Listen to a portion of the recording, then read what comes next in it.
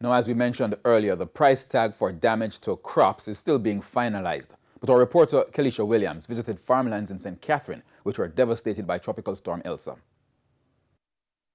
The flood waters which covered the island's road on Sunday may have dried up, but in farming communities like Salt Pond, St. Catherine, the problem lingers, leaving farmers frustrated. More than worried because it's not good.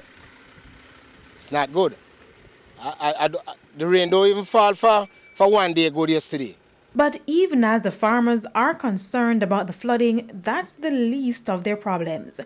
The dirt road, which is the only route to the farm, is saturated, and the once solid ground is like sinking sand. Stuck early this morning, around after 7, right? And I was here, couldn't get out until my other farmer friend, Mr. Garden, came along and he pulled me out. And while it took me over 3 hours before, and get out, it tear up my bumper.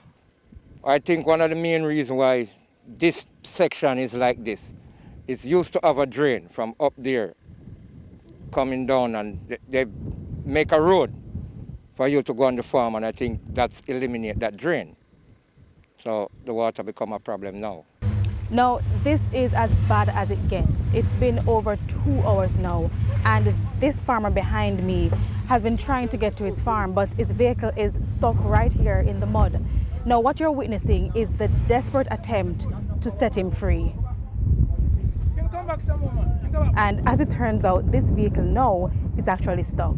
Well, what happened, I decided to visit my farm today because yesterday I went to the country, so I come in back and decided to visit my farm because a lot of rain and stuff, I need to know what's going on. So when I reach here, I see Mr. Blake stuck, so I pull him out, and then I say, all right, let me chance it because my vehicle is a 4x4.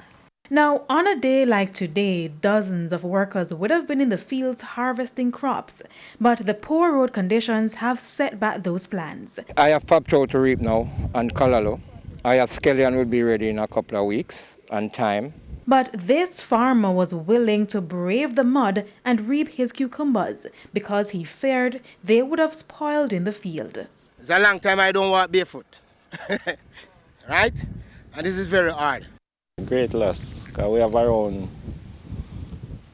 2 acres of cucumber, corn, about 3 acres, and melon and pumpkin. It's a great loss. So on a day like today, what would happen?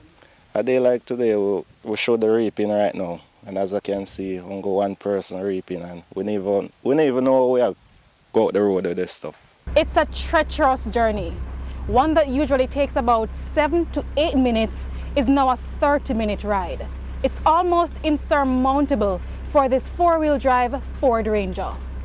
These are the same farmers who were relocated here from Bernard Lodge by the government to facilitate the Greater Bernard Lodge Development Project.